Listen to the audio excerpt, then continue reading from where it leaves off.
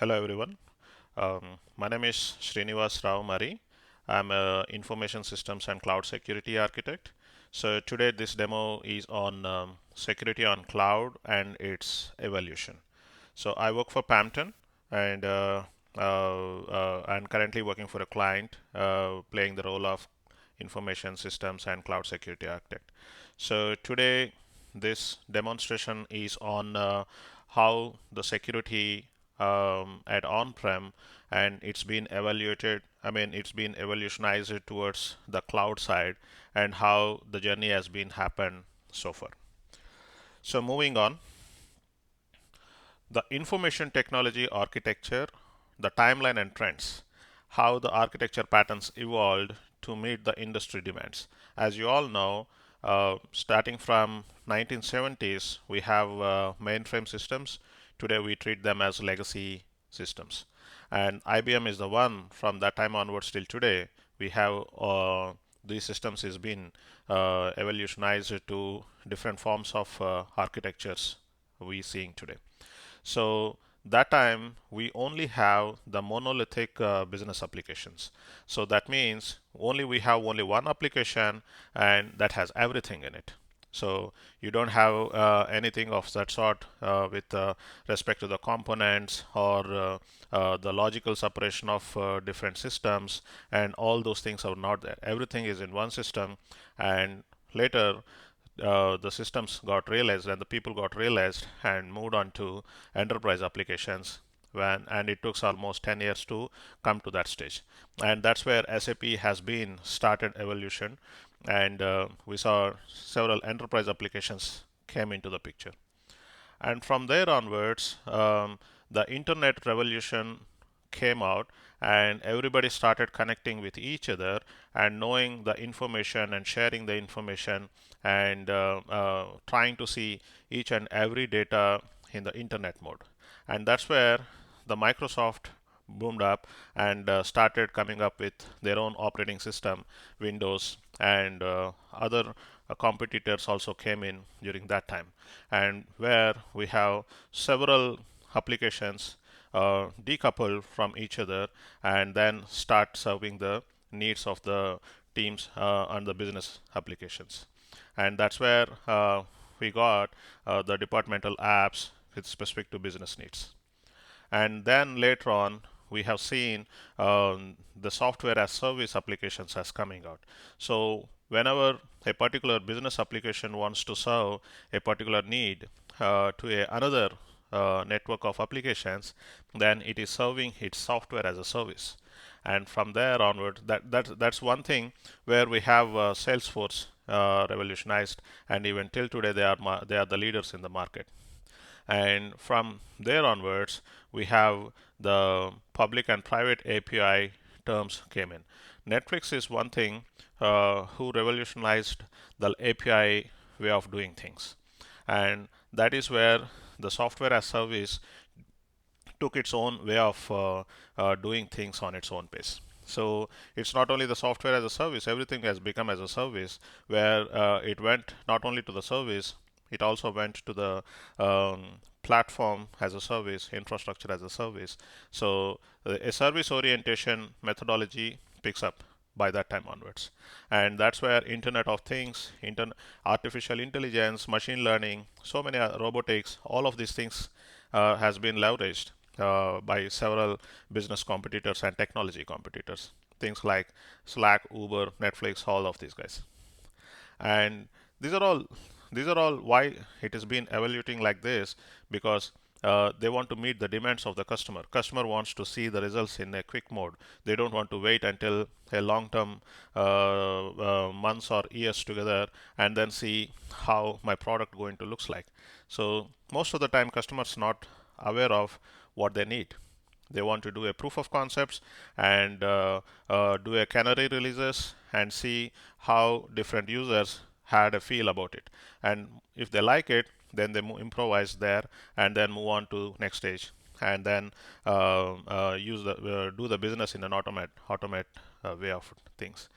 So that is one driven, that is one thing what drives all these applications architectures grow to meet the demands of the business.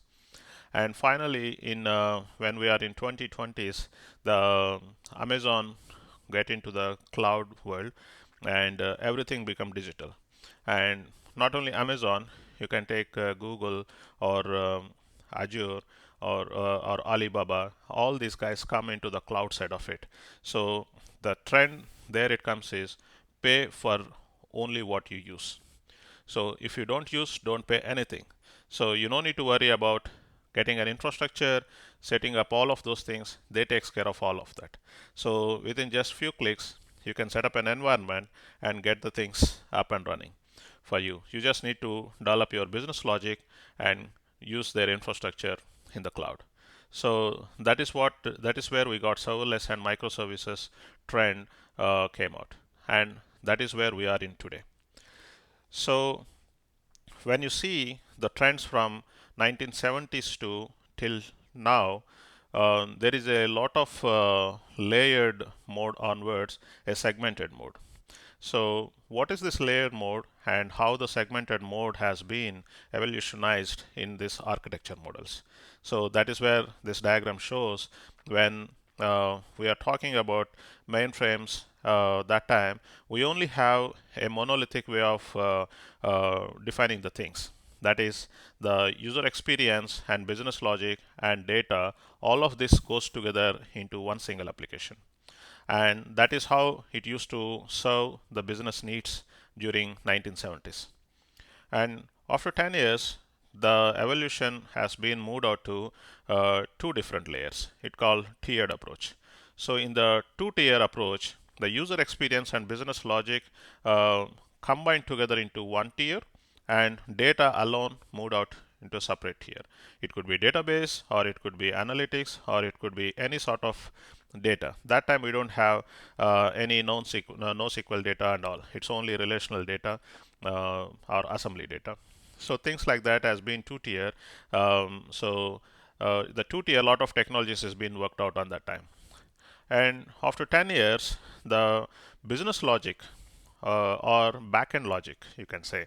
So all of that backend logic where your business logics go into are separated out, and all the tiers become three tier. So user experience is one tier, business logic is another tier, and data is going to be another tier.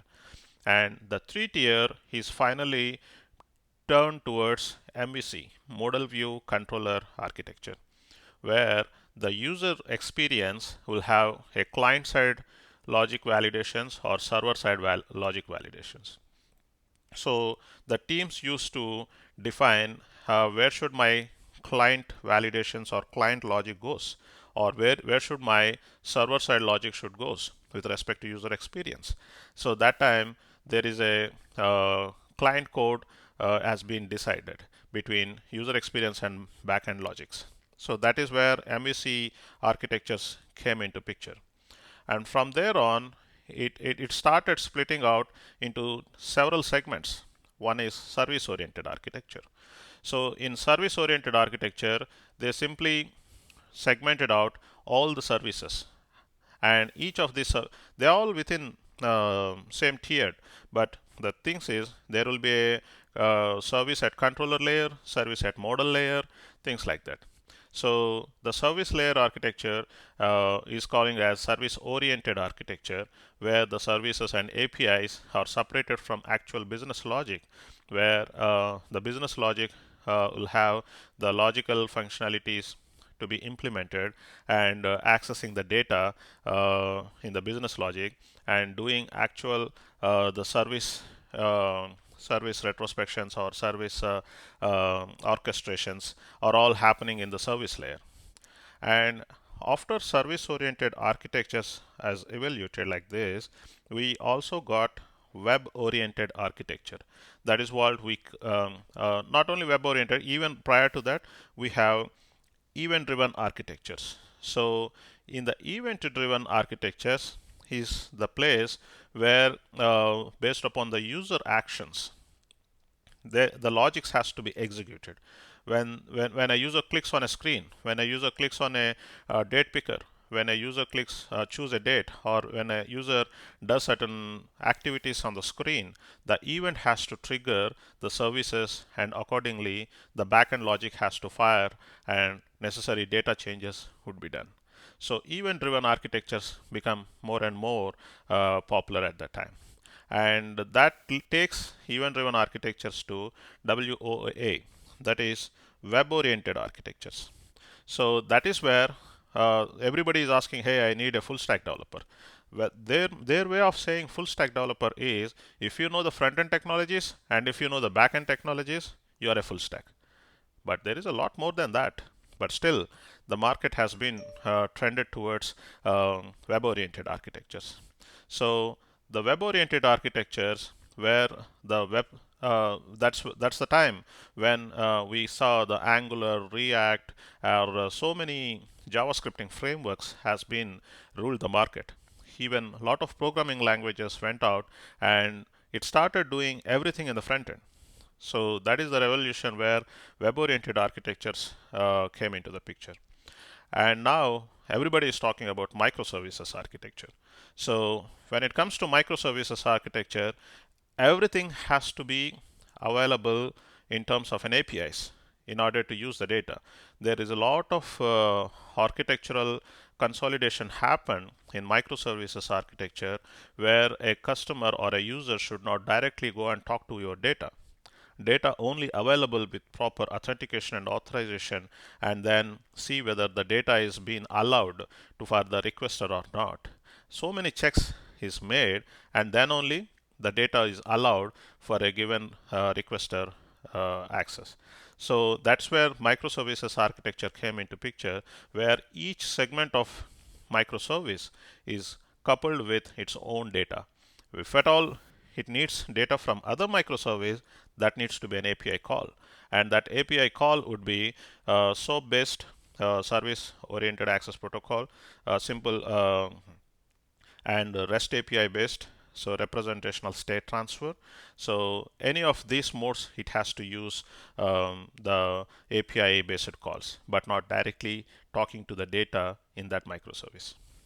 So that process is now emerging a lot. So irrespective of what technology you use, everything is being REST enabled, and so underlying implementation is least considered. So it could be in a .NET, or it could be in Java based, or it could be any legacy based. As long as an API is available with a wrapper for its data, then it can be consumed by any other system, no matter what technology it has. So this is information technology timelines and trends. And the reason why I bought here this thing is to bring you back, where are we, and see how we are moving towards, and where exactly we need the cloud, and what exactly the security we have in today. I hope it is clear for most of you. Moving on to next slide. Now, coming back to the security aspect. So here it is in a layman terms, the security is a practice of protecting your intellectual property from unauthorized access and unauthorized usage and unauthorized modification. So that is, in a layman terms, that is what a security meant for. And if you want to apply this kind of principle or a logic to your systems, you got to drill down into the detail level way of getting into it. So in previous in 70s or 80s, or I would say 90s, the trend is, though it is not explicitly mentioned outside, the trend is, if you want to um, quickly deliver your stuff, the security has to be little bit compromised, or people may not write unit test cases, people may not do scans, people may not do certain security controls to be implemented. So if you want to do it in an ideal way of doing things, then it cannot go in a faster pace. It needs to be properly planned, and it has to be properly analyzed. More of a parallel, there are so many sequential way of doing things we have. So that's why move fast or stay secure is one thing we have it before. But today, with the evolution of having microservices and evolution of having all the cloud, all the infrastructures available with a few clicks or a few minutes, it's available. Now the expectation among business and different technology providers is move fast and stay secure. And you got to equally give importance to the security aspect. It is not that it is like become an oxygen. So without that, without security, no system can survive in today's competitive threated world. So security has to be an internal ingredient, very essential ingredient. Without that, any intellectual system cannot survive. So that is why the focus was mostly on security side of it. So this particular presentation, it is very much useful to a person who is starting their career in a technology to a person who is already there at an advanced level architecture mode. This information is useful to everybody from beginner to advanced people. So moving on, security principles. Before getting security principles, why is security so hard if you want to, if at all you want to implement it? That's just because it is not hard. There is a lack of visibility and lack of attention on it. So that is one side of it. Other side of it is low degree of automation. What do we need to automate? How the automation is going to do anything for the security? How it is going to help me at all there? All these questions arise for a common man who works on a technology. So whenever I say there is a lack of visibility, how the organizations are securing your infrastructures, how they are securing, and you got to understand that. If at all you know, like the how the infrastructure is getting secured, how the perimeters of your organization is getting secured, and how these best principles are getting automated in order to get an access to a particular data or access to a particular component. All of this has to be understood, and that is where the lack of visibility makes everyone to feel like security is so hard. So let's see what are security principles we have. Number one is least privilege. By default, if you are preparing any infrastructure, or if you are giving access to any application, or if you are developing any application or any software, by default, deny everything. You heard it right. Deny everything. And only based upon request, only based upon the need, give access to only that particular piece of information, only to that piece of software, to only that person. So this is called least privilege. Default deny everything, give only what is required. This is called least privilege. Implement a strong identity foundation. So an identity foundation implementation means the authentication and authorization aspects of it. So if at all, if you don't have strong identity, like a person should have an identity to prove himself he is the right person to access this, and he should have an authorization. So there should be a recorded evidence of in the trusted systems that he is the allowed person to grant access to these systems or data. So we should have a strong identity foundation. Enable traceability. When a person is accessing your system from anywhere in the globe, then he should we should trace out the place from where he is requesting your resource from there onwards, and the time he is getting the response back to him, everything has to be traced. So you can have millions of requests coming in, but every request should have its own unique ID and it should have its own response. So all of these things has to be traced out, so that if there is any distributed denial of attacks, or if there is any flooding of requests, if any person is oversubscribed to your systems, all of these things can be detected quickly. Traceability is very important. And apply security to at all layers. When I say layers, it's about we are talking about OSI reference layer, and OSI reference layer and TCP/IP layers are the two different things. The open systems interconnection, where we have 7-layer model, and TCP/IP model, transmission control protocol, and this model has 4 layers. So the security has to be applied at all of these layers and automate security best practices. So there are certain set of best practices for the security, and you got to automate. Simple things like IAM, it needs to be an automated. So we'll talk about more on that. And protect data in transit and at rest. So data has several states. So three states among it would be the data in transit. When you are sending data from client machine to a server machine, the data in transition should be secured. It could be using SSL, secure socket layer, or TLS, transport layer security, with advanced versions like 1.2 or above. So you got to secure your transmission of data through all these layers of communication needs to be secured. So, and other state of the data would be at rest. Once the data reaches to server or at a database server side, it needs to be secured enough using some sort of cryptographic methods to encrypt the data at rest and then keep it secure for intruders not to access the data in clear text. And data in use. While you are using data, you should have a protective way of using this data so that other systems cannot come into your side all the way and read the data how you are using it. So data in transit, data at rest, data in use, all these three states of data should be secured enough. And keep people away from data. So when we say keep people away from the data, that means you should not allow people to directly talk to your data. It should be either API mode, RESTful API mode, or it could be a service mode, or it could be any other application side of it.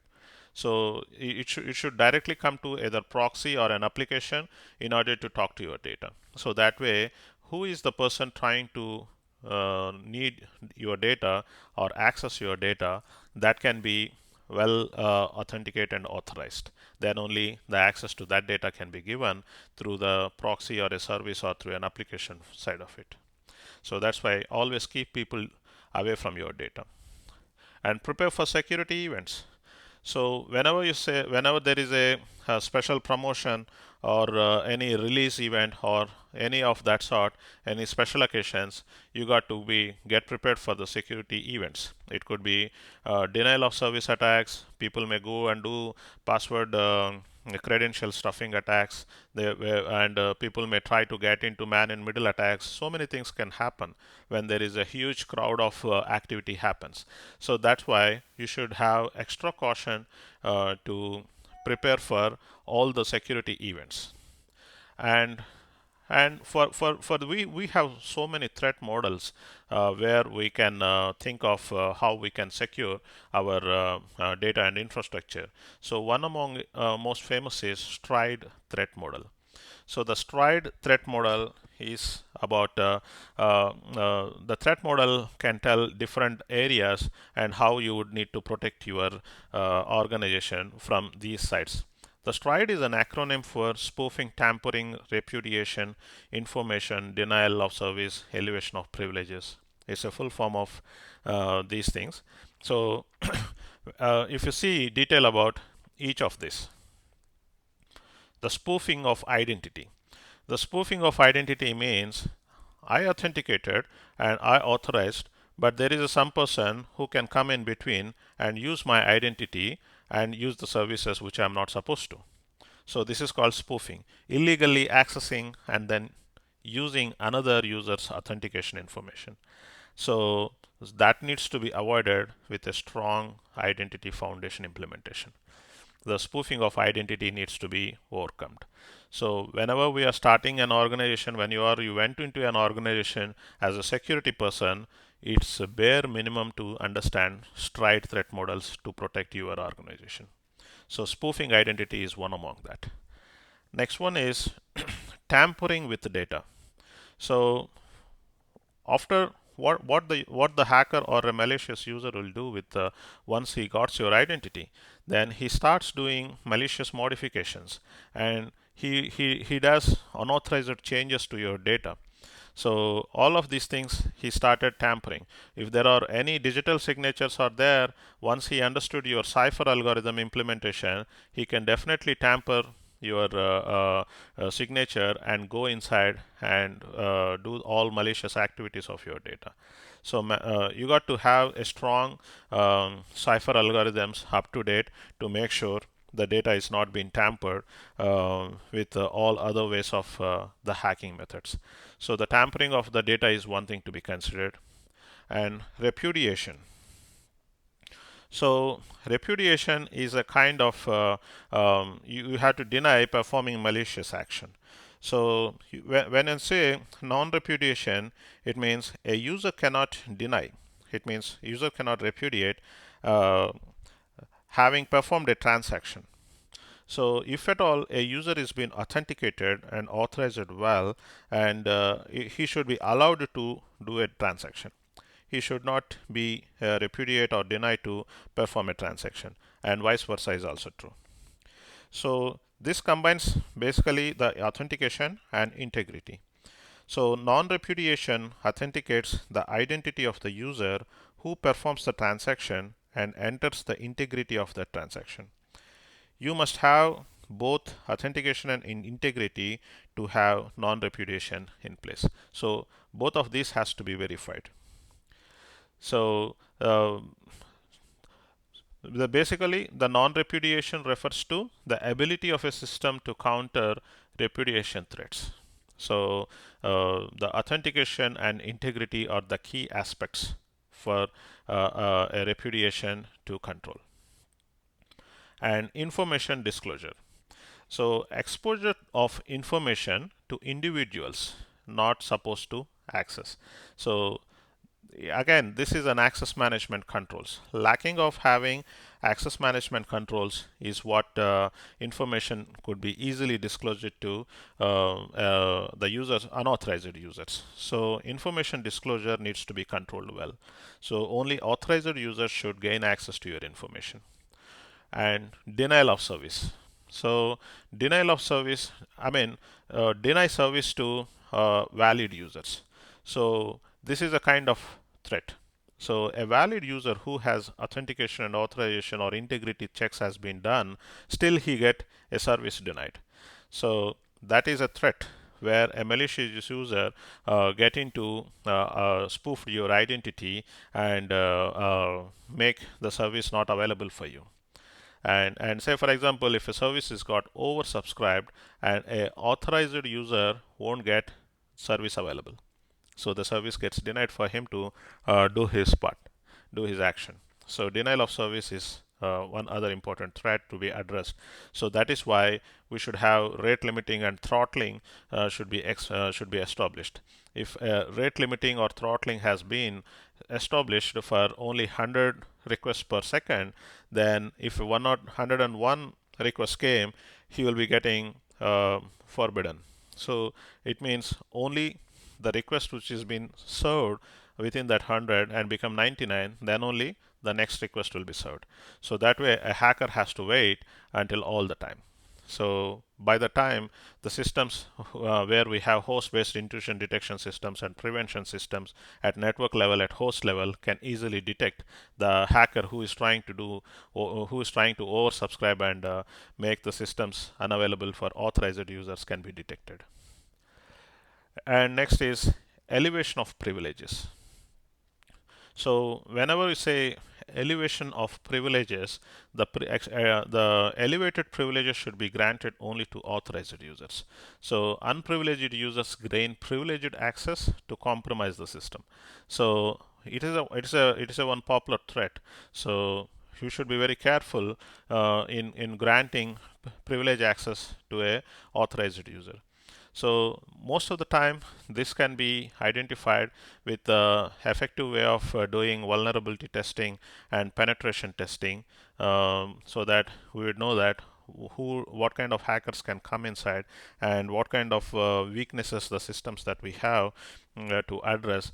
All of that thing can be addressed quickly by addressing this particular threat. So this is a STRIDE threat model where it stands for spoofing, tampering, repudiation, information disclosure, denial of service, and elevation of privilege. So the STRIDE threat model makes sure your systems are secure enough if you address these threats in an effective way with current industry solutions.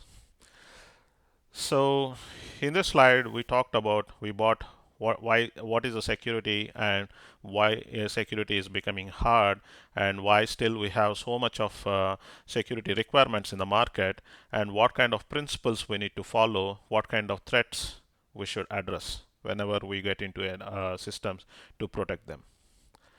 Moving on.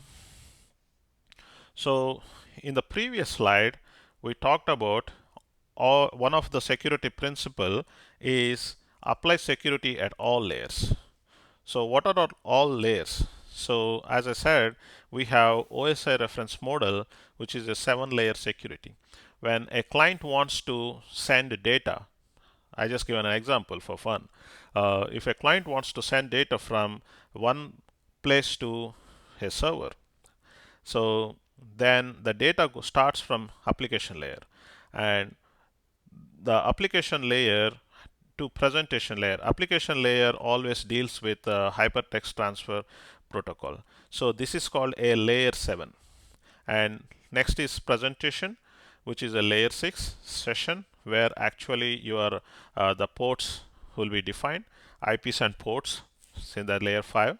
At the layer 4, where you have actual the transportation of data will happen. So layer 4 is where your TCP UDP transportation happens, and layer 3, the network layer, where actual the private IPs within your perimeter, the network communication could happen. And the data link layer, where you have the MAC addresses communication, and physical layer is where you have all of your data is transmitted to bits. So it doesn't needs to be all the time come all the way from layer 7 to layer 1 and then go from layer 1 to layer 7 all the time. There are certain cases in applications where there is a layer 4 communications directly could happen between, not necessarily layers 1 to layer 1 on the server side and communicate to the other application. But there are certain applications where layer 7 side of communication could happen. Layer 7 communication, again, it has to come all this way, and layer 3 communication could happen, layer 4 communication could happen. So we'll see in what cases the layer 3, layer 4 or layer 2 communications could happen directly instead of all of that. So at a high level, this is a OSI reference layer. So open system interconnection is a reference model where most of the systems they can implement based on this model. So next is the TCP/IP model, transport control protocol, transmission control protocol model. So here the only thing is the way of doing things is same, but in the OSI reference model, the application presentation and session is considered as an application model, application layer, where the data is mostly considered here. And the transport layer is still the same, the transport layer, where the segments of data get communicated, and network layer, they call it as internet layer here in TCP/IP model. So, and the data link and physical layer are called as network interface layer, where the bits and frames of data will get communicated from one system to other system. It could be client server, it could be server to server. So, just to give you an idea about how the different layers, and the security has to be applied in all of these layers. So it could be a firewall based, or it could be any other hardware infrastructure based. We have host based intrusion detection systems or network based intrusion detection systems, which are layer 3 and layer 4 security systems we have. So the general principle is apply security for all layers, whatever the model you implement. So moving on. So I bought this slide just to give you an idea about what is a penetration testing. So the penetration testing strategies, most of us talk about the penetration testing, but least number of people will have an idea about how a penetration testing go in different stages. So primarily, what is a penetration testing, or some people call as pen testing? So penetration testing is something you act as a hacker ethically. So that's why they call it ethical hacker, and you apply different hacking strategies to identify the bugs in your system. So what is my source of input to hack your any system? It could be internal system or external system where my application is being running. So what are different inputs? So what I'll do is I'll go to common vulnerability database. There is a national vulnerability database systems which are globally available that shows about all common vulnerabilities occurring across the globe. So several vulnerabilities will be occurring on the systems. My source of input to not only to an ethical hacker, to a malicious hacker also, the source of input is the common vulnerabilities. So I take all of those vulnerabilities into account and I started trying to hack your systems. So a penetration tester's input is vulnerabilities that is being recorded in National Vulnerability Database and get all those CVE numbers, common vulnerability extension numbers, and see where our systems are vulnerable to those identified ones, and then try to hack them. So what I have to do is, first of all, I need to plan and reconnaissance. So the thing is, I need to plan what vulnerabilities my system is eligible for or meant for. So that way I can plan what test I need to do. So the test goals are defined and intelligence is gathered. So I go to NVD database, gather all the vulnerabilities identified so far, and see whether my system is vulnerable for those kind of identifications or not. And then I can plan for my pen testing strategies. And then I have to get the scanning tools, and scanning tools are used to understand how the target responds to our intrusions. So the scanning tools, I may be using Wireshark. There are so many other tools are there. So I can try to see how it can go and introspect. The Qualys also has certain tools recommended. So I use so many tools for that, things like Qualys and Wireshark, and I'll get ready for them to see how can I do my system in for this. To see whether it is being eligible for hackers to get into the systems and hack the things. So I get ready all the tools for that, and gaining access as a third step. Web application attacks are staged to uncover a target's vulnerabilities. So I would see, though I have firewalls, I have bridges, routers, and all of switches, and all of that stuff has been secured enough, I would see where I can gain access to go inside for the identified vulnerabilities. So that way I can run all of my pen testing strategies to see where I can get the access. You never know, you might have opened an insecure protocols, SSH protocol, or a root user is publicly available sometimes, or your secret key and access key has been publicly available in GitHub repositories. You never know. So I would look for where can I gain the access and maintaining the access. The APIs are limited to see if vulnerability can be used to maintain access. Say, for example, I'm making an API call to your server, and your server is not doing any authentication at all. I can go and get into your systems. So it is not just I get the data.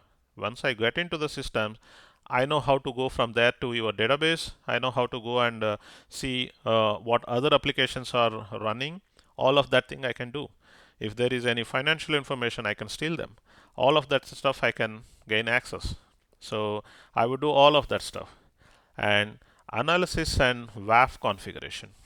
So the web application firewall configuration needs to be verified. If the WAF configuration is not only just for getting the access inside, it should protect well the oversubscriptions and any the OWASP way of identified way of the hacking stuff, similar to SQL injections.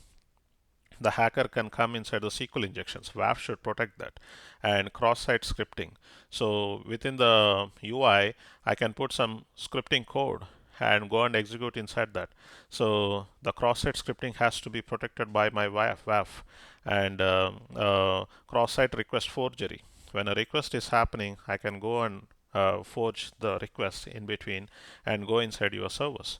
All of these things has to be protected by my WAF configuration. So my penetration testing should analyze whether my WAF configurations are protected from these attacks or not. So this is in general about different penetration testing stages. So how a public cloud providers like Amazon is been doing today.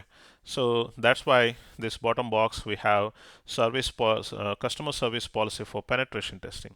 Earlier, if at all, because all of my infrastructure and applications are in public cloud, though it is very secure, still I got to do certain penetration testing because security is my aspect as well for my systems or whatever the software components I've been deploying within the public cloud. I have to control. Only Amazon or Azure or Google or Alibaba, all these guys will provide you an infrastructure and they secure only that infrastructure. But security within the cloud is our responsibility.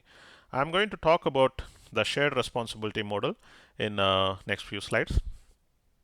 So here, if at all you want to do a penetration testing, then earlier Amazon used to ask for an authorization to do the penetration testing on their systems, but now they relaxed that. So you can you can do the penetration testing on their permitted services. So it could be EC2 instances, Elastic Compute Cloud, is the EC2 instances, NAT gateway, network address translation gateways, elastic load balancers, RDS. RDS is relational database service, and CloudFront. It is a content delivery network for at their edge locations to cache the content and not to bombard your origin servers. And Aurora is a Postgres implementation of Amazon's. This is also kind of RDS. And API gateways. API gateway is where you do the rate limiting and throttling of your APIs. And Lambdas and Lambda edge functions. Lambda is a serverless way of doing things. And Lambda edge functions is at CDN way of doing certain things when a request comes and response goes, all that stuff. Pre-request and post-request, pre-response and post-response, what actions to be done is called edge functions at Lambda. So they doesn't need any servers or anything. They all do in a serverless mode. And light cell resources, Elastic Beanstalk is a different way of implementing your applications. So all of these services provided by Amazon Web Services are permitted for penetration testing. But there are certain prohibited activities they are not allowing even today. One is the DNS zone walking via Route 53 hosted zones. Route 53 is a DNS service from Amazon, so the zone walking is not allowed for penetration testing. And denial of service, distribution denial of service, or simulated denial of service, simulated distributed denial of service. All of these things are prohibited. So you got to do on your own for these things separately with the different mechanisms. Port flooding, protocol flooding, request flooding, all these things are not allowed because it has impact on their infrastructure. So only allowed permitted services are given and prohibited services are given. Accordingly, we need to plan when we are going for public clouds. So moving on to the next slide, there it is the security evaluation.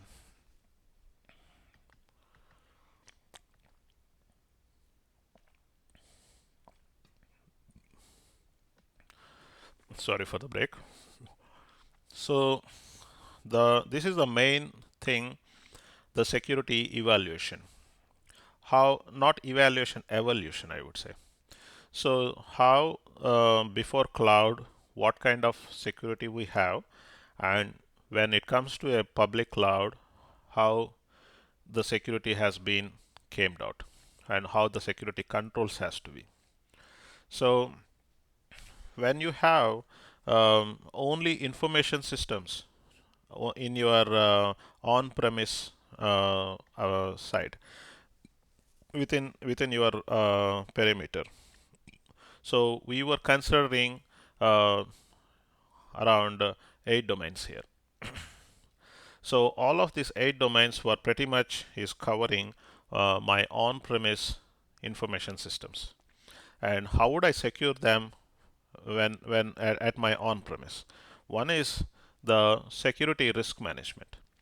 So when a security risk management comes in, so I have to have certain controls in place. How my the management of my systems would be properly secured. So there are around 6 access control types where we should have preventive controls that prevents access for I mean that prevents certain actions from occurring. Certain certain hacking way of hackable way of doing things needs to be prevented, and detective controls. And whenever something got detected, it needs to send alerts during or after successful attack. So I should have detective controls and corrective controls. And so corrective controls should be correcting a damaged system or a process. So I should have those controls in place once an attack has been happened and got damaged. And recovery controls. After a security incident has occurred, recovery controls to be taken in order to restore the functionality of the system and organization. So I should define these recovery controls. Deterrent controls. Perform certain actions on a system. So certain things like have a name boards, things like be aware of dog sign, things like that. Certain measure controls has to be taken as a deterrent controls. And compensating controls. So additional security controls put in place to compensate for weakness in other controls. So these are all compensatory controls. So total 6 control types has to be taken care in security risk management. So to repeat, preventive, detective, corrective, recovery, deterrent, and compensating controls has to be in place. So whenever we are having these controls in place, and there is a least chances of getting a risk. But when a risk is being arrived, you got to calculate the risk.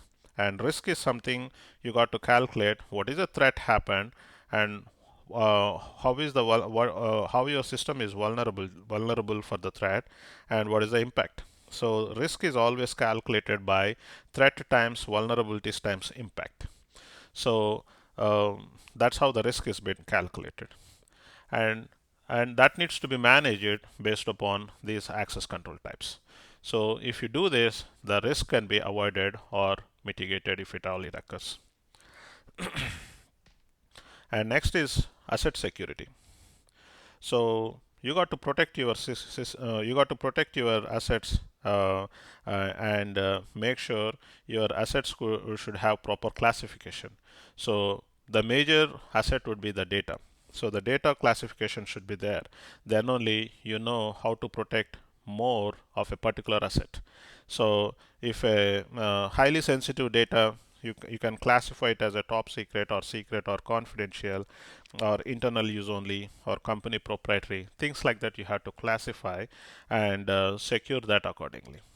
So that part of it is going as asset security. And security engineering. So security engineering primarily talks about what kind of security models you have to implement, and how a cryptography can be included in securing your systems, and how the physical security is going to be enabled. So physical security could be perimeter level. So how at a network level or a boundary level your physical security could be a building infrastructure, all of that stuff can be enabled. But when it comes to cryptography, none of the systems can be secured without a cryptography. In cryptography, we have 3 stages. One is a symmetric cryptography, asymmetric cryptography, and hashing. So in the symmetric cryptography, it uses a single key to encrypt and decrypt the data. whereas in asymmetric cryptography it uses two keys to encrypt and one to encrypt and other to decrypt. So we call it as private and public keys. And hashing, it's a one-way cryptographic transformation using algorithms or ciphers, but there is no key involved in hashing cryptography. So these are the cryptographic things that comes in part of security engineering, and the security models. And whenever you are defining an application, your security architecture has to be enabled. So what is IAM, identity access management? How is your data is protected in different states of the data? How is your infrastructure is being controlled for unauthorized access, gaining access into the system? All of these things lay down in using different security models of a security architecture. So moving on, next is communication and network security. So in the communication and network security, you as we discussed it before, it has OSI reference model or a TCP/IP reference model, and you can have different network security devices and protocols. So the protocols, like how I shown before, all of them has been you name it as UDP, TCP, HTTP, all of those things will be part of your network security. So you also have different security devices, network devices. So the security needs to be there. We have repeaters and hubs. So when I say a repeater receives bits in one port and repeats them out the other ports. So it repeats the same thing. Whatever the bits it receives, it repeats the same thing that we receive from one port and repeats the same thing with other ports. And hub is something similar to that, but hub is also a repeater with more than two ports. It receives bits in one port and repeats them across all the other ports. So bridges. So bridges, and because repeaters and hubs are basically layer 1 device. So where this is where I'm saying, so the hubs and at a layer 1 you have repeaters and hubs, where layer 1 is nothing but physical layer. So, and here when the data is getting transmitted between different systems of layer 1, it needs to be secured enough. And next is bridges and switches. Bridges and switches are part of layer 2, which is data link layer. So what is a bridge? Bridge has two ports and two collision domains, and it connects network segments together. So that's a bridge. And what's a switch? And what is the difference between a bridge and switch? Switch is also a bridge with more than two ports, and it is always best practice to connect only one device per switch port. So the bridges and switches are basically layer 2. So next is the routers. So routers are at layer 3. So it routes the traffic from one LAN to another. So an IP based routers, it takes the routing decisions based on the source and destination IP addresses.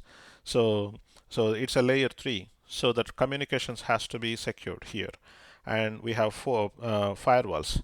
So firewalls are a kind of filtering mechanism to filter the traffic between networks. So firewalls works at both layer 3 and layer 4. So layer 3 is a network layer, layer 4 is a transport layer where the IP addresses and ports will be enabled there. So the firewalls are layer 3 and layer 4. So remembering you back the security principle, secure all layers of your communications. So that's where I bought the repeaters, hubs, bridges, switches, routers, firewalls, all of these things starting from layer 1 to layer 4, how this been acting here. These are all network devices, but still just to give you a feel of how the layers has been coming in several devices. So as a security person, you may need this knowledge, but uh, there are certain application now becoming software as a service which are acting on these devices. So the smartness came into all hardware devices. It is very essential to understand whatever the software piece of code we wrote to see on what layer this piece of code is going to work. If you take a WebSocket, WebSockets, it works on one layer. If you take regular applications, it works on one layer. So there are so many things working on different layers of your reference models. And next thing is identity and access management. So the identity and access management, basically, uh, identity is basically your authentication, and access management is authorization. So whenever I say identity, the authentication, we have three different types of authentication. So type 1 authentication is something you know. So say for example passwords and hash keys, we know that. We know our password. So this is called a type 1 authentication. Without looking at something, we go and type our password.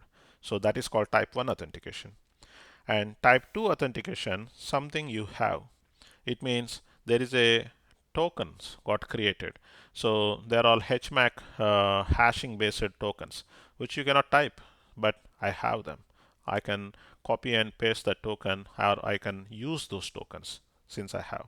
So this is called type 2 authentication. Say for example in Amazon, if you want to access to a console, most of the time we go with our user ID and password, which is a type 1 authentication. That is something I know. And if I want to access through CLI, command line interface, to access a particular resource, S3 or a simple storage service or any other resource of Amazon Web Service, I need to give access token and secret key. So these are something I have in order to get inside to access a resource. So this is a type 2 authentication. And type 3 authentication, something you are. So something you are means biometric systems. So I have my fingerprints. So the fingerprints are me, and I can have a retina scan, facial recognition. So things like that. These are type 3 authentication, something you are. So, there are three types of authentication: something you know, and something you have, and something you are. So something you know, passwords; something you have, tokens; and something you are, biometric systems. So these are the three types of authentications we have today. So that's about identity part of it. When it comes to the access management part of it, you have to see how you can control the access once I am authenticated. So even though I am authenticated, I am not supposed to get access to everything. I should have least privilege principle applied here to get access to my systems, and that is where access management comes into the picture. So in access management also, there should be a centralized access control and decentralized access control, and there should be a single sign-on. So where once I am being authenticated, I should have access to most of my systems. So single sign-on and entitlements and auditing, and also there is a new concept called federated identity management. So when you say centralized access control, my authentication and authorization or accountability needs to be centrally managed. So that way my access should always go there. So today we have systems like Ping and Okta. These systems are identity providers. These systems should be centrally managed. So they control my access. So now when it comes to decentralized access control, certain things like certain operational controls, I should not have centralized. It should be decentralized, spread across the organization. So there should be decentralized access controls for operational activities. And single sign-on. So once I have been authenticated for internal systems, I should use the same token to gain access to other systems if I am allowed, if I am authorized. So that is single sign-on. Once I get into the system at a specific level, at a specific functionality, whether I am allowed or not should be entitled. So my entitlement should be in terms of Active Directory groups, or in terms of personas, or in terms of roles. So all of these things are controlled through entitlements. And what I'm doing, all these things needs to be audited. So this is also, auditing is also part of access management. And whenever there is a cross account communication or cross region communication between two different networks or two different business enterprises, then we should go with a federated identity management. So federation is something like a particular identity from a different enterprise is coming to our system with a predefined trust established between two organizations, and he come and assume our roles and come and gain access to our resources. So this is called a federated identity mechanism. So it is something similar to getting access into a system using your Google ID or your Facebook ID, things like that. Because the other system trusts the Facebook, and so they use the Facebook access to give access to their system resources. So this is called federation identity management. So this is also part of your access management. And next is security assessment and testing. So we already talked about penetration testing. So penetration testing is one thing that comes in it, and also vulnerability testing, security audits, and security assessments. All these things should be part of your security assessment and testing. And next is the security operations. So the security operations where we do forensics. What is a forensic? So forensic is something whenever there is something you want to uh, test or something you want to give a try in an isolated network environment, then that doesn't have access to any other systems, only to the systems within your network, so that no other systems can come and talk to you. So it is an isolated environment. So that is called forensics, to do certain compromised activities to be verified. Say, for example, your system got compromised. So you need to detach that system from all the network and bring it back and do certain tests on that to see what activity happened, how is this been compromised, all that thing called forensic activity.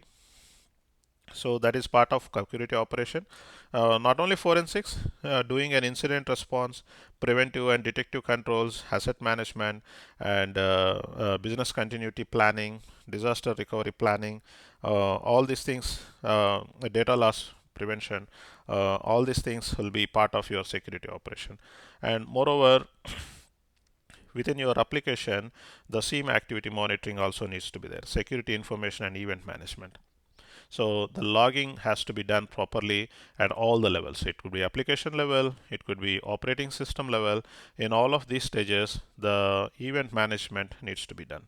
So in order to do that, you got to log your stuff into your application and infrastructure. The logging has to be maintained properly.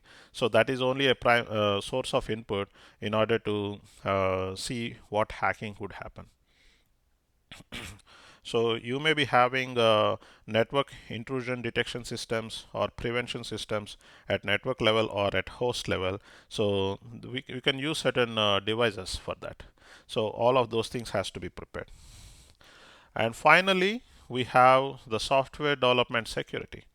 So in the software development security, it would be considered that whatever the code we write, so that should have a defensive mode of doing things, so that people should not come and directly inject certain malicious activity into your code.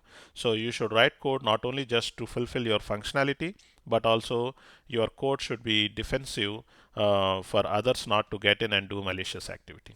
So you have to write coding in such a way, then only you are called as a right programmer. So the programming aspect is one thing, and you should have your code needs to be scanned on a frequent basis for vulnerabilities. So application scanning has to be done, and the scanning of your code is alone not sufficient. Today, now it is a container-based models where you have image scanning. So today we have Docker containers, Kubernetes of clustering management, all these things are there. So you have to scan your images. So what is the difference between an image scan and a code scan? So the code scan will only look for vulnerabilities of your application code, what you have written. But in order to run your code, it needs an operating system, it needs a dynamic link libraries, it needs some other jars, all dependencies are there. So who will scan those things? So those things has to be scanned at the level of image scan. Because in a Docker container, when it goes to a public cloud or in a container mode, you are getting an operating system from some other location, and that operating system you are bringing it here and installing it. On top of that, you are adding your libraries. On top of that, you are putting your application. So if you do only your application scan, it is not sufficient.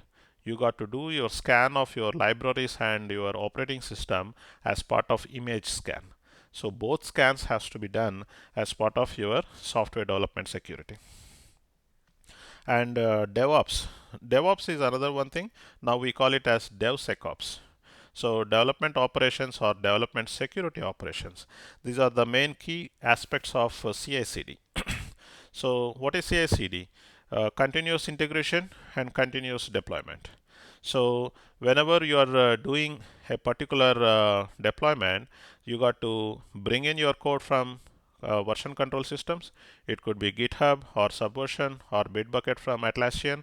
So you got to get all these sources and do the scan of application, and then build your jar or war file or whatever the package, and then build your image with a Docker container with operating system libraries, and on top of this deploy this application there and do an image scan and then push it to your target environment.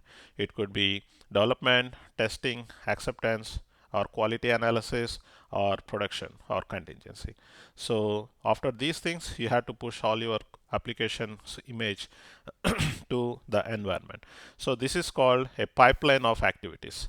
So this is where we say continuous integration and continuous deployment. The moment a developer commits the code, the CI/CD pipeline will get executed automatically and then makes your application available to the end user. So these things will happen in a graceful way in a blue-green deployments or canary deployments. Blue-green deployments is your set of applications are applications are running in one set of infrastructure, and the changes to the application would be first applied to the another set of infrastructure in a green deployment. So once it is been up and running, they put down the blue and make the green infrastructure to alive. So that becomes blue, and next further changes go into the green, and this cycle goes. This is called blue-green deployment. And whereas canary deployments, what it means is your change is being deployed, but access given to only specific set of people, not to the whole audience. So that can be controlled at firewall level or network access control list level. So NACL's level that can be controlled. So this is called canary deployment. Once a limited set of people test your changes, then if they find is everything is good, you do a penetration testing or you do functional testing, you do all vulnerability testing, everything you do there, and once you find this is all good, then you release it to the rest of the world. So this is called canary deployments. So all these are all part of your software development security. So here we talked about only the application and infrastructure. What about data? So the data is something which is in your database. It could be SQL database or NoSQL database, or it could be file system database. So how that can be secured? So we have today a lot of monitoring tools like Guardium or Data Sunrise. What these tools does is it does a continuous monitoring of the privileged activities. So what are those privileged activities on your database?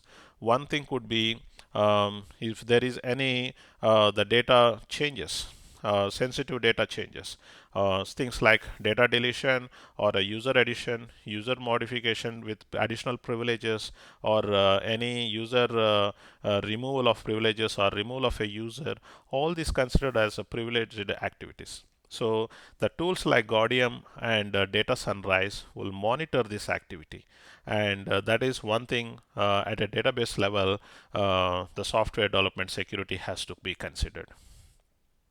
So now I talk about all these 8 domains which are considered as information system security.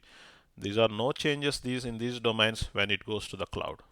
It could be a private cloud or public cloud, but it has their own set of infrastructures has been consolidated into few of them. Instead of 8, it could be 5. So, but the underlying controls are same. You can consider this as an on-prem set of security. This is a public cloud of security. So here, when we are considering on-prem side of security, you see the development is only one aspect of it. You still needs to consider your risk management, your asset security, security engineering, communication network, IAM, assessment, testing, operations. Without this, this alone cannot survive. Without this, all these guys cannot survive. So there is no point in talking about development is everything or nothing. It is a collaborative effort of all these pieces of controls to form an effective security model.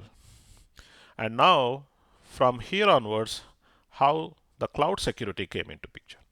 So in the cloud security, the domains has been consolidated to identity access management, detective controls, infrastructure protection, and data protection and incident response. So the security within the cloud, here I take AWS as an example, and but this is going to be same for any of the cloud provider, public cloud provider. It could be Amazon, Amazon Web Services, or Azure from Microsoft, or Google Cloud, or Alibaba. Any of these guys, the controls are going to be the same. Only a naming differences between each cloud provider to cloud provider.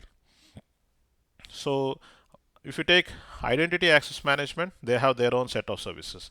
So since I already explained what are all these things here, here I would focus on the services provided by a specific cloud provider. So I choose here as Amazon. Um, uh, so from identity, they have a separate managed service called Identity Access Management. So that takes care of your roles, policies, access to your resources. So the policies are permissions, where here also we write policy as a code. So we define the actions, privileges, or resources.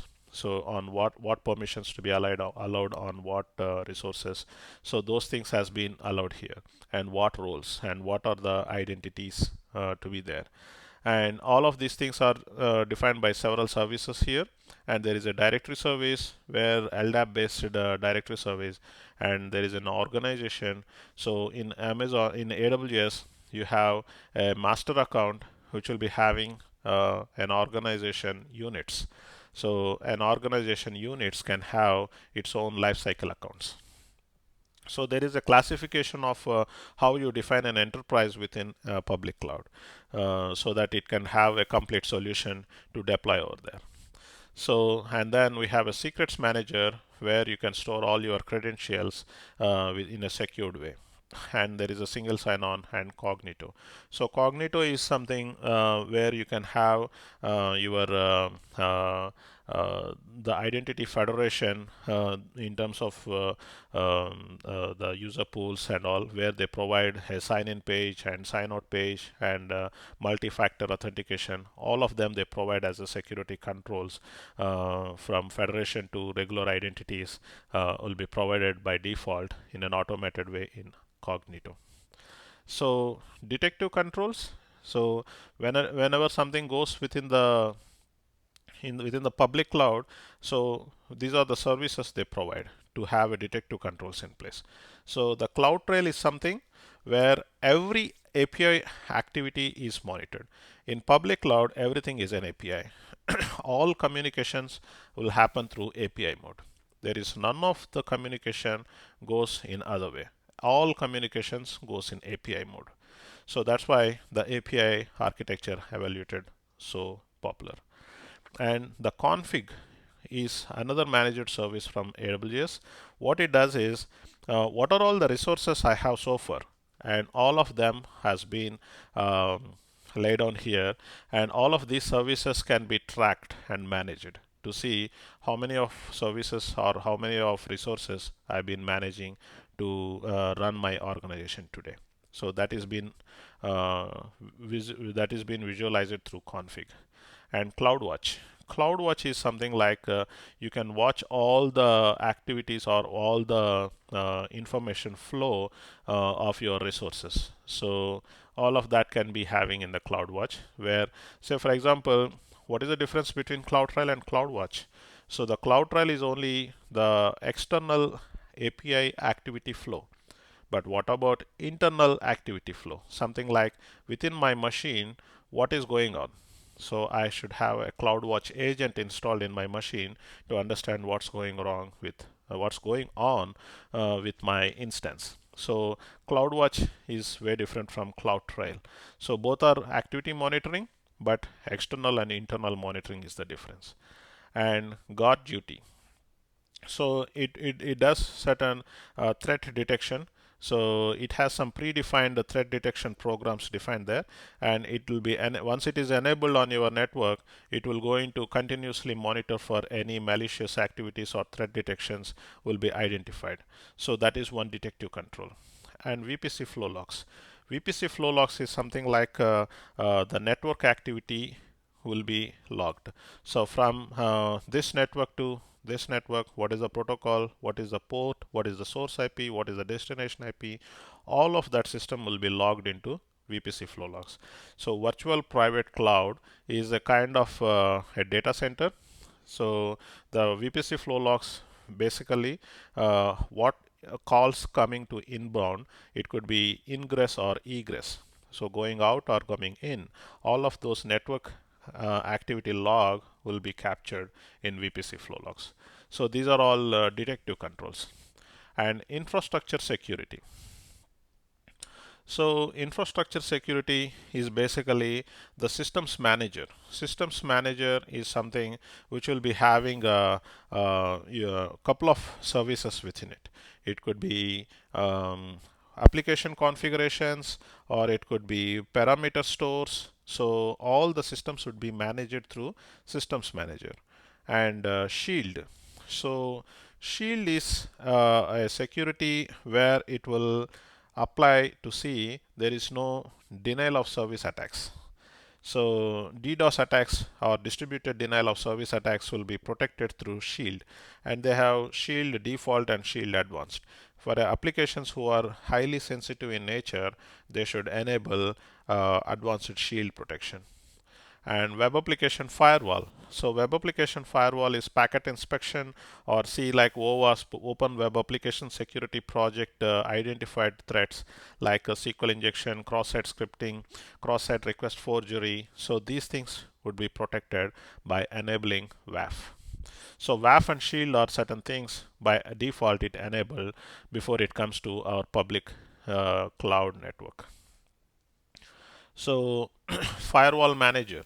So the firewall manager is basically uses our NACLs and security groups. So it controls through this firewall manager what kind of access controls has to be allowed and what is not allowed to get into your resource. So Amazon Inspector. The inspector is something which will detect for your malicious activity to see like if there are any unused ports, or if there is any insecure ports are open, or if there is any vulnerabilities has been occurring. So all these things will be caught from Amazon Inspector. And VPC, virtual private cloud. So this is a kind of a network, so where within which we have subnets, availability zones, and within the availability zones you can have your own security groups, and security groups will control access to your instances, and instances are the one where your application is going to run. So all these things are protected at a VPC level. So that is all infrastructure security. And it comes to data protection. So data, these are different services of Amazon Web Services.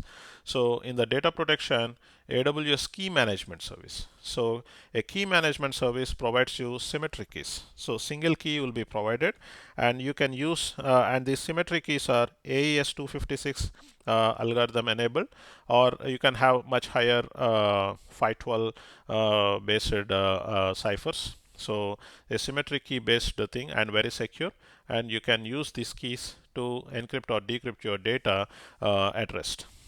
So you can have these are the keys generated by Amazon, and if you want your own keys to be generated, then they provide a cloud HSM, hardware security module, and using this hardware security module, you can generate the key using your own service provider, and then use that cloud HSM to connect to that, and then get your own keys over here to encrypt or decrypt your data at rest.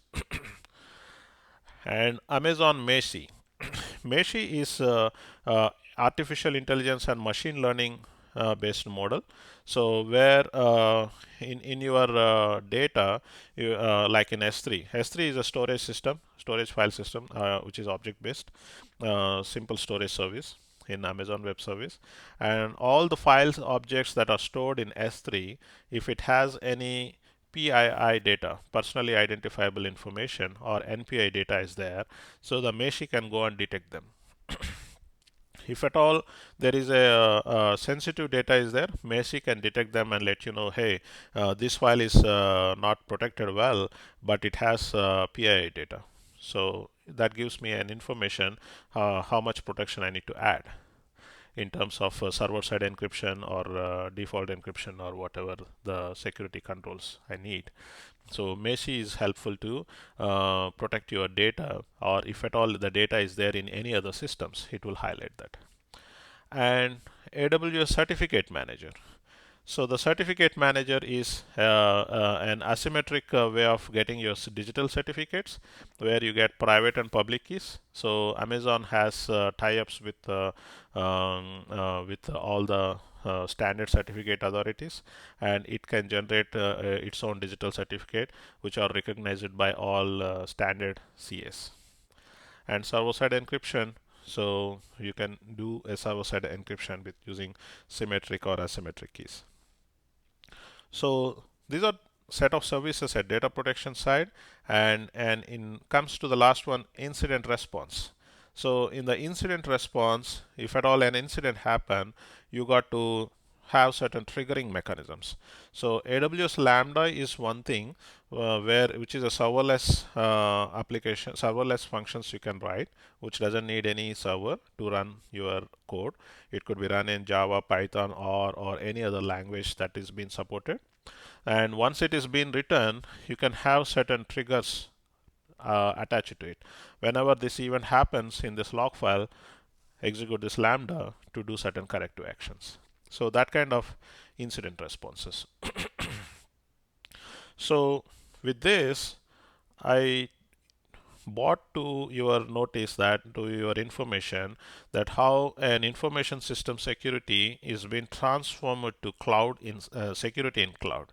So on-premise to public cloud, how different sets of security domains has been moved out to few security domains at the cloud. So how different services from public cloud provider like Amazon Web Service is going to support that. So now this is the security evaluation. So now we have a basic principle called CIA triad. So we call confidentiality, integrity, and availability. So how this CIA triad has came out to different way of getting the things. So let's see what is CIA triad. Confidentiality. What does it mean? Prevent unauthorized read access to the data is confidentiality. So you got to prevent unauthorized read access to your data. And integrity, prevent unauthorized or write access to the data. And availability, so make sure availability assures that the information is available when needed, only to authorized users. So this is a CIA triad which leads as a basic foundation to come out to a security model in the cloud. So my data should be confidential to only authorized users to read, only authorized users to write, and only authorized users to make it available only to authorized users. So this is a CIA triad. And how is that possible here is we made it as visible. It means available through AWS config. What are the resources and what are the data is being available through AWS config. So availability is being addressed here. And auditability. Auditability is something trial. So all the activity is being captured through AWS trial. So auditability is being addressed here. And controllability, and how that the controllability of identity and access management service takes care of that, and what resource to be allowed, what data to be accessed, whether what user to be allowed, all that stuff. And agility and automation. So in AWS CloudFormation, we also have some other things like Terraforms and Ansible scripts and all, where your infrastructure can be automated. Whenever there is a something goes wrong, you can rebuild your infrastructure through these scripts. So AWS CloudFormation takes care of that automation and agility of your infrastructure services to bring back to a normal stage. I know this is a huge slide, though it looks small and colorful, but it has a lot of information. I would say repeat this audio and listen to it once again if you feel overwhelmed with all that information. So, but this is all required for you to have your security mindset to be enabled. So here I talked about on-premise information system security domains and any other public cloud provider security domains. And I just bought AWS security solutions and their services, how those things are getting addressed. And a basic foundational of CIA triad, how it is being addressed in a public cloud provider, like number one in the market, who is Amazon Web Services. How is that is being addressed? So this is how a security is being evolutionized today, so that as per Gartner and Forrester reports, 80% of the applications are moving towards cloud by next 4 or 5 years. So moving on to next slide. So here I would like to give you a glimpse of AWS security. So I mean to say a glimpse of AWS security. AWS is a huge, and every year they keep on growing on their services and their management of doing things, and their evolution of technologies is growing very rapidly. So it takes a lot of time to explain all of that, but I just want to give a small glimpse of a one particular service, how it can be how it can be visualized to see the importance of it.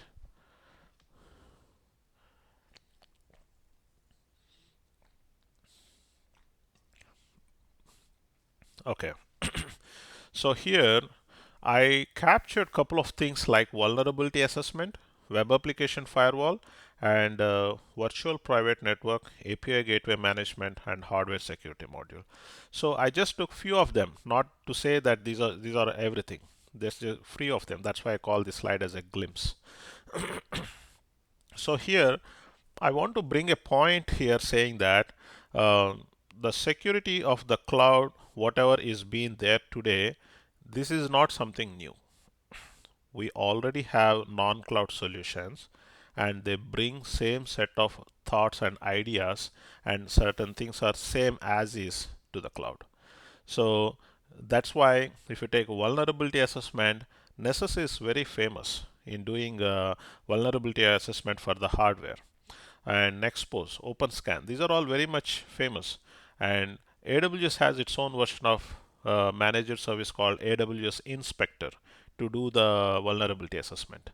So similar to that is WAF, and Nexus or Akamai or Signal Sciences. These are all there for a long time. That's why I said like there is a lack of visibility of security what is been happening. Now that with cloud it become transparent. That's just because security needs to be fast enough in competitive with the development and the business needs. So that's the one reason where I bought this slide here, to make sure that security is becoming transparent, not that it is hiding behind the scenes. So equivalent to that in AWS is WAF, Web Application Firewall. Now you take it as a VPN, virtual private network. So we have IPsec VPN tunnels or any private network. So we have AWS VPN and OpenSWAN or OpenVPN solutions of non-cloud we have. And if we take API gateway management, we have Apigee from Google and MuleSoft, and equivalent to that is AWS API gateway. Though they are very matured in the market, non-cloud solutions, but they are also having now their cloud solutions of the same products. And Amazon has their own way of doing it. And for the hardware security model, to create symmetric keys or asymmetric keys, you have SafeNet Luna SA.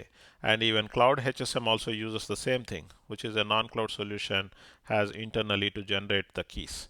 So the Cloud HSM has an interface to SafeNet Luna to get the keys. So this is to give you an idea that something what you are seeing in the cloud, they are all not brand new. They are all there in a non-cloud as a non-cloud solutions, where AWS solutions also came up with that. So moving on, I just want to give you an idea about how an AWS inspector is going to work. So I've been said that vulnerability assessment is being done with AWS Inspector.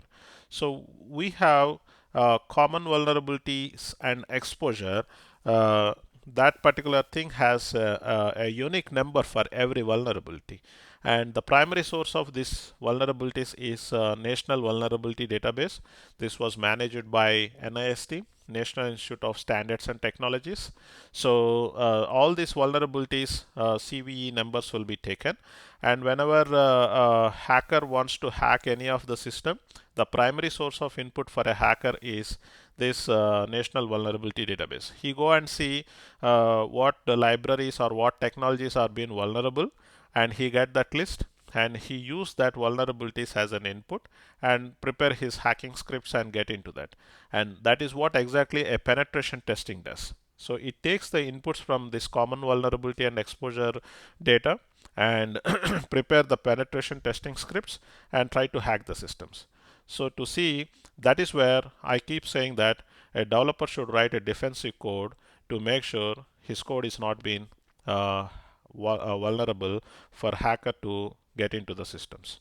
So for that to do, a developer should have best practices knowledge and secure coding strategies knowledge, and he should be aware of all the security aspects of it. Otherwise, he don't feel the importance of what he's writing for an organization. Unless if he sees, go to National Vulnerability Database and see what hackings are happening in his library, so that they provide a recommendations. Hey, if you have this common vulnerability in your library version, this is what it has to be rectified. This is the best practice to be followed. So they give all of that information in those standard websites. So that's why it's important for a developer to understand this. So to write a defensive code and have a knowledge of what kind of vulnerability is happening around him for the software he is using to write the code. And other thing is CIS benchmark. CIS is nothing but Center for Internet Security. So they provide in an internet world what kind of hacks could happen. So they provide certain benchmarks. So, and there are certain security best practices the AWS inspector follows, and runtime behavior analysis this inspector follows, and it also uses the benchmarks to be used by inspector that are recommended by Center for Internet Security. And what I given a few set of best practices that inspector follows, and runtime behavior analysis the inspector follows here. Things like disable root login via SSH, things like that. So this is pretty much self-explanatory. For your information, I have provided this. So this is a glimpse of what an AWS inspector is enabled it will does. It checks for your vulnerabilities, checks for your CS benchmarks, checks for security best practices, and while running the code, how it is behaving for the all these insecure protocols are open, or unused listening TCP ports are there. All that stuff will be verified. So inspector is that for vulnerability assessment. So and I also given a sample for incident response. So what happens in order to access a resource from AWS, it uses an access key and secret key. So if your keys got compromised, what you need to do?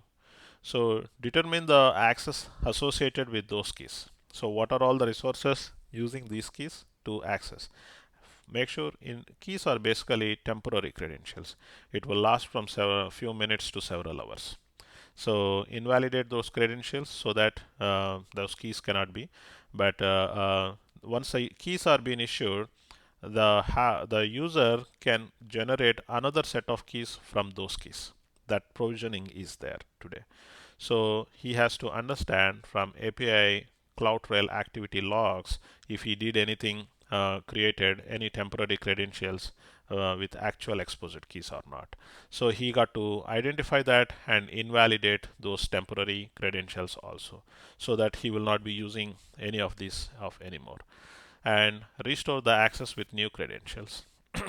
So you got to bring back that system into forensics mode, and get all this information and restore with new access. If at all, if you feel like your system is been impacting any other thing, that got to be properly communicated well with all the necessary recipients in a secure mode, and review your AWS account. So these are the steps to be done when your keys got exposed and if you find it as an incident.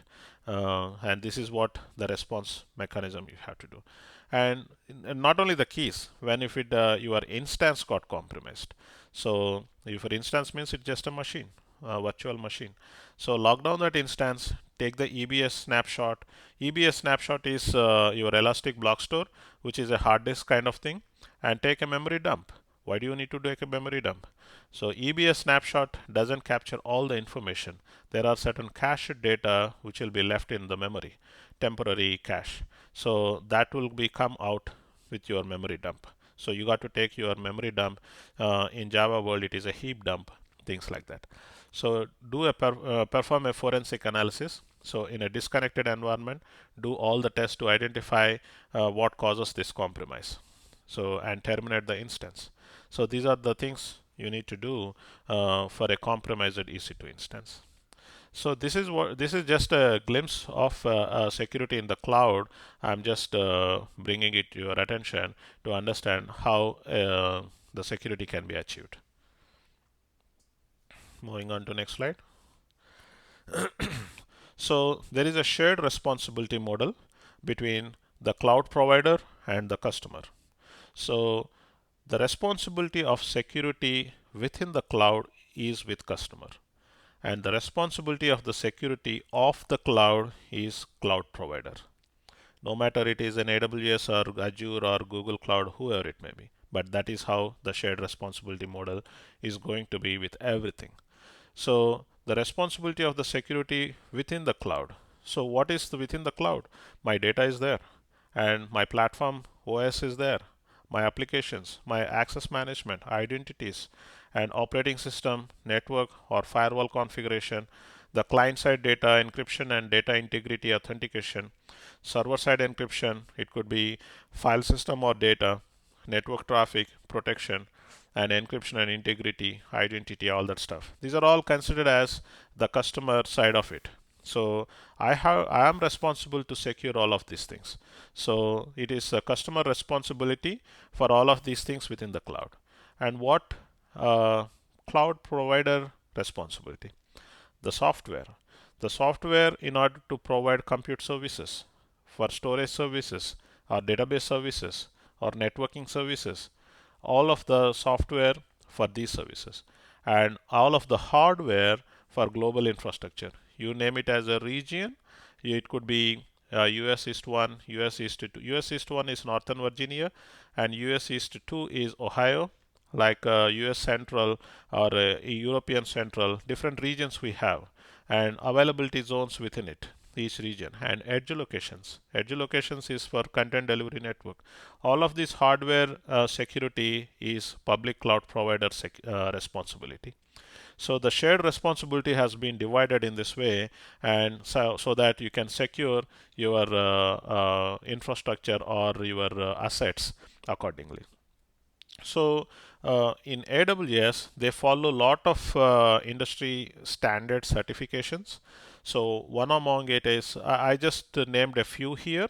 It could be ISO or SOC certification, or PCI DSS certification, payment card industry or data security standard, FedRAMP, all of these different certification standards they follow. So it is not something like cloud is insecure. They are pretty much secure if you use them properly. They are all certified providers. So all we need to know is these standards has been already there. We should know what is our responsibility and what is cloud provider responsibility, so that you can have a focus on securing your stuff on customer side of it. So that's why I bought this slide here, to make sure what is customer responsibility and what practices to be followed to make your responsibility more secure. So moving on, I have given this. This looks little more fuzzy, but I would make you to have deep focus on this to categorize what I'm trying to tell you on this slide. So if you take cloud native computing landscape, in the marketplace today, numerous specialized and multifunction platform as a service offerings are available. The large cloud service provider and product vendors are going beyond it to offer comprehensive and multi-purpose platform as service offerings. So if you see here, I categorized XPaaS, platform as a service. This X could be API or infrastructure or message-oriented middleware or IoT, Internet of Things, anything. Nowadays it is becoming a platform as a service. So this particular platform as a service is become a cloud deployment model. I mean, it is being deployed in cloud. So if you see application development tools and these languages, React, Ruby, PHP, Python, .NET, all this stuff are in cloud today. And you take it as a data technologies, Oracle, RDS, MySQL, Postgres, Mongo, NoSQL, or source code management, GitHub, GitLab, or CI/CD, or third party, and orchestrator management, scheduling and orchestration. You name it as Kubernetes or container, Elastic Container Service, Docker, all of that. Coordination and service discovery, and service management, and automation. And in automation, all of these things can be automated, but they're all in cloud today. Runtime, and in the runtime, cloud native storage and container runtime, and the cloud native network, and provisioning, bare metal infrastructure automation, and host management and tooling, CI/CD provisioning, and CI/CD security. Twistlock is one thing where you do image scanning and all. And when it comes to the cloud, you have so many private cloud providers as well as public cloud providers. And most of the people don't know what is the difference between private and public cloud. So Alibaba Cloud or Pivotal Cloud Foundry, these are all the private cloud within your on-premises, within your networks. VMware, IBM, Oracle, all these are all having their own private cloud where they can serve it for you. Whereas public cloud, it is in general network, where the access could be IPsec VPN tunnels to your on-premise, or through a backbone way of direct link, or any other sort of private communication. But the private cloud is within Amazon accounts, so it is a public. So where you can have your own network segmentation with VPCs or with transit gateway of communications and doing things. So Amazon Web Services or Google Cloud, Fujitsu or Microsoft Azure, all these guys are private public cloud providers. So having such a huge landscape of technologies moving on to the cloud landscape. So it is security is become very essential to see how you can secure your stuff more and more. And that is the to just give you a glimpse of an idea, a snapshot view of different category of cloud native computing landscape is going into the private and public clouds. I bought this slide here with all of these categories in place. So that way, it is everybody's responsibilities today having security as an very key ingredient to learn and adopt. So in this slide, I just bought to show you what are different cybersecurity domains. So when you say cybersecurity domains, it is not just one side of it. I already talked about domains into a depth of it, um, operations and architecture and risk assessment, asset physical security, governance, threat intelligence, and mentoring, user education. These are all several security domains today. Any enterprise organization has it on its own. So I belongs to this space, security architecture space, where you see the cryptography I need to handle, engineering, access control, IAM side, and cloud security, where I have to talk about federation, data, network, security application development, baseline. So all of these things has to be handled by a security architecture, and also it has to go with the frameworks and standards just I spoke, like ISO, NIST, COBIT, SANS, all these things. And it has to look after risk assessment, where you got to do the vulnerability scanning to assess the risk, and penetration testing, and source code scan, white box testing, black box testing. All of these things has to be done in order to assess your risk. And the governance. So the governance is a pretty important thing to see how your data has been governed, and how it is being regulated, and what kind of policies and guidelines, and key process indicators, key resource indicators. So all of that thing has to be governed well enough here. This is one among the domain. Every enterprise will have their own team for this. And threat intelligence. So threat intelligence is TDR teams, threat detection and response teams. What they does is they look after the market, what security threats are going around, and whatever the security threats or vulnerabilities got identified, they come back and see our systems are anywhere vulnerable for those things or not. And they see, like, if at all there has been vulnerable, they'll notify corresponding teams and get that fixed. So threat intelligence team is very much essential for any enterprise to have that team. Every enterprise, matured enterprise, should have their own threat intelligence team. And user education. So it's always essential whenever you join into any company, they give an induction training. So that's nothing but user education, how to protect your systems, have a clean desk policy, do not keep certain masks onto your monitors, not to show your key things, not to store your passwords, all that stuff is a user education. And security operations. So security operations, as I mentioned before, you have to have a business continuity plan, and disaster recovery, and vulnerability management, security information event management, data leakage, incident response. So all of these things comes into security operations. So when you consider a cyber security domains, just don't go with whatever the 8 domains and whatever this thing is there. It can form in as a teams in a practical enterprise environment. So in a typical organization, we have uh, a security operations team, and a security engineering team, and a security architecture team. In addition to that, they also have risk management team and governance team. So all of these teams works together to form as an infosec team. So this is how any typical organizations work today with these cybersecurity domains. So the purpose of bringing this slide for you is, it is not theory we are talking all in all these slides. It is the reality when you go into any matured enterprise organization. You would find these domain as teams, and teams all work in there.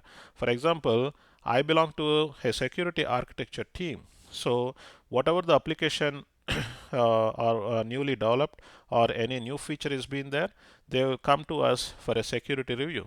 So I would review with their architectures and see whether their data is enough protected, whether their infrastructure is enough protected, whether they are using up-to-date ciphers or algorithms in creating in doing encryption and decryption in any of their payloads.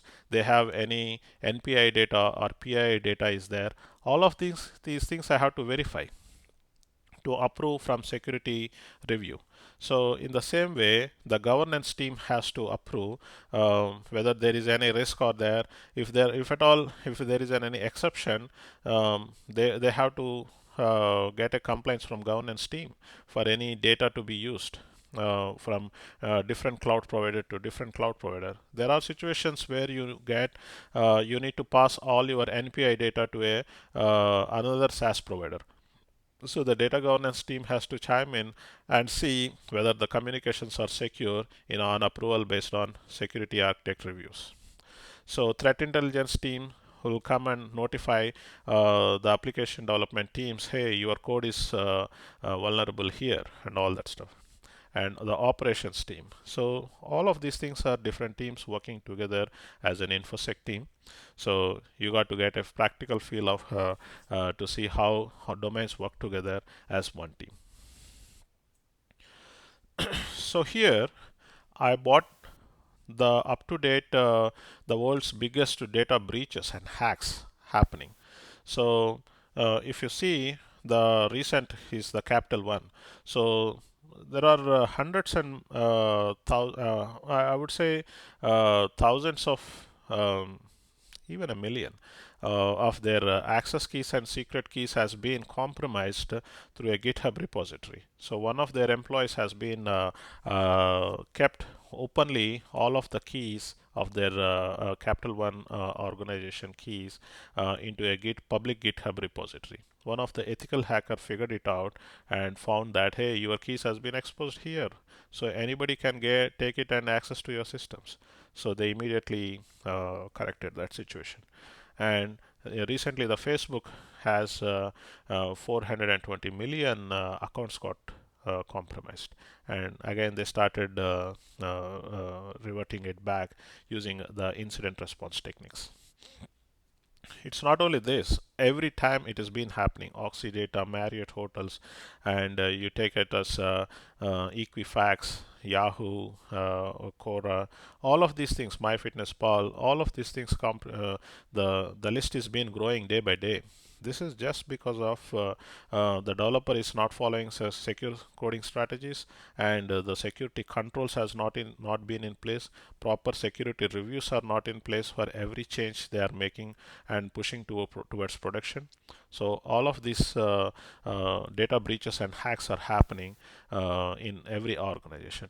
You name it as any popular organization, no matter what domain it is a financial, or it is a media, or it is a social media, or is it any other domain, healthcare, everywhere there are hacks, the data breaches.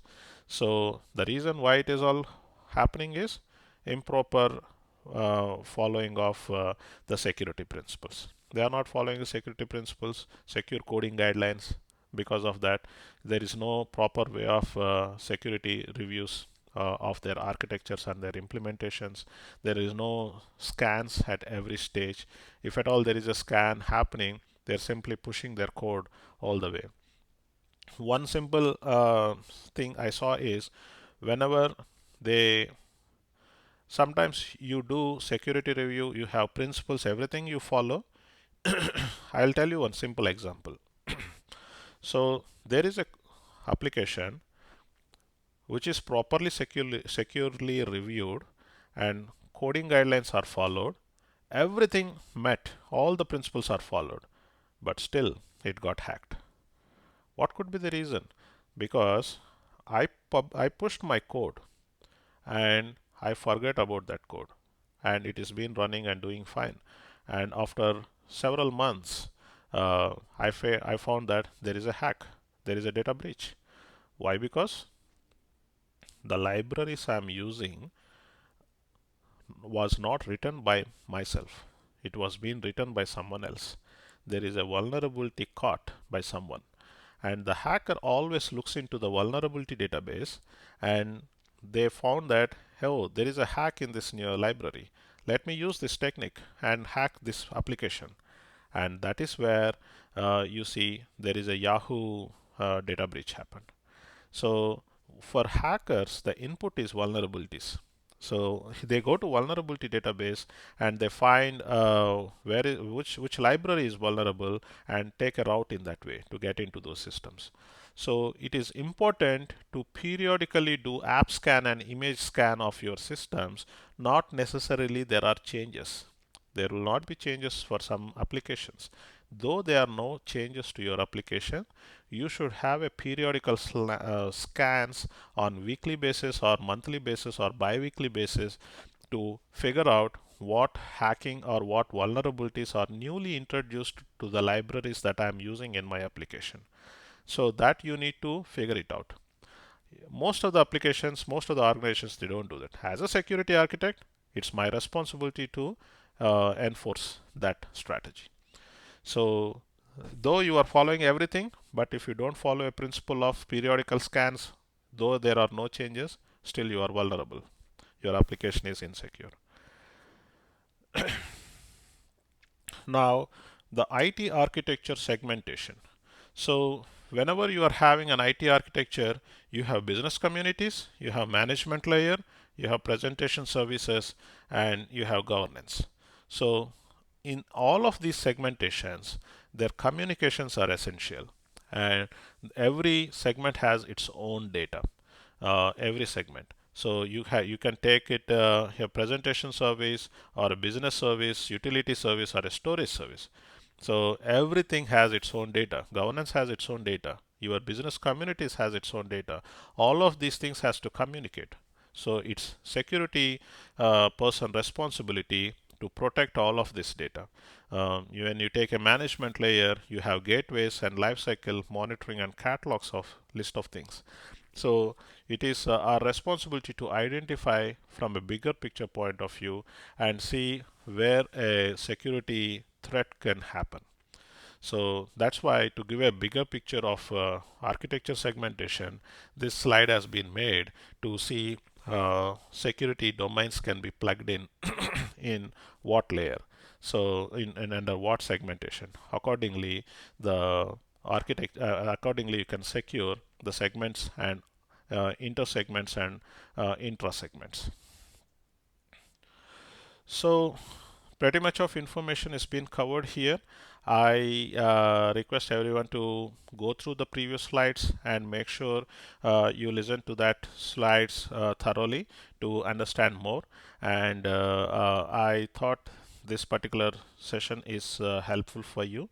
And if you have any questions, reach out to Prasad or Chaya to arrange a question and answer session so that we can have a live answering of your questions or doubts or any other things. We can take it up from there.